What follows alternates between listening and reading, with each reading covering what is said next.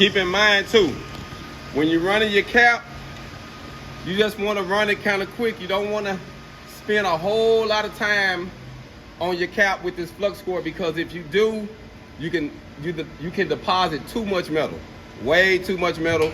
And as you deposit that metal, you'll notice that, man, you just set yourself up for failure, because now if you're not allowed to use the grinder, you can't knock it down some to make it look smooth.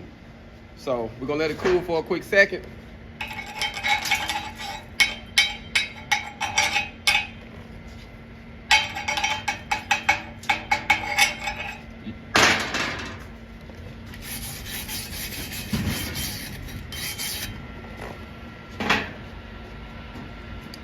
Y'all see it?